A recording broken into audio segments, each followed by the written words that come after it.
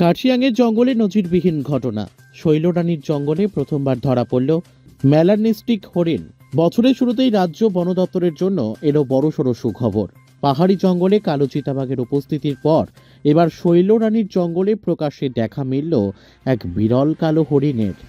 রাজ্যের ইতিহাসে এই প্রথমবার মেলানিস্টিক হরিণের অস্তিত্ব চোখে পড়ল বলে দাবি বন দপ্তরের। বন দপ্তর সূত্রে জানা গিয়েছে, প্রায় 10 লক্ষ হরিণের মধ্যে মাত্র একটির এই ধরনের কালো রঙের জন্ম হয়। ফলে বৃহস্পতিবার সকালে কার্শিয়াং বন বিভাগের ডাউহিল ফরেস্টে এই কালো হরিণের দেখা মিলতেই উচ্ছ্বসিত বনকর্মীরা। গোটা দেশেই হাতে গোনা কয়েকটি মাত্র মেলানিস্টিক হরিণের সন্ধান মিলেছে।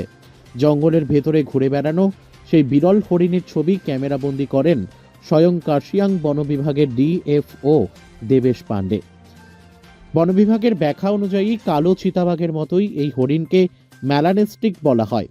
জেনেটিক ত্রুটির কারণে শরীরে কালো রঙের পরিমাণ স্বাভাবিকের তুলনায় বেড়ে যায়।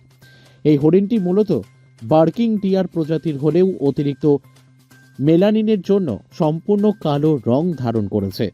পাহাড়ের গভীর জঙ্গলে এমন হরিণের অস্তিত্ব নিয়ে আগেও গবেষণায় ইঙ্গিত মিলেছিল, তবে পশ্চিমবঙ্গে এই প্রথম সরাসরি তার দেখা মিলল বলে জানাচ্ছে বন দপ্তর।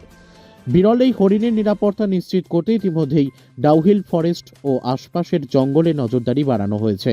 বন দপ্তরের আশঙ্কা, এই ধরনের বিরল প্রাণীর ওপর চোরা শিকারীদের নজর থাকে, তাই কোনোভাবেই যাতে হরিণটি শিকারের শিকার না হয় সেই জন্য জঙ্গল জুড়ে অতিরিক্ত সতর্কতা নেওয়া হয়েছে।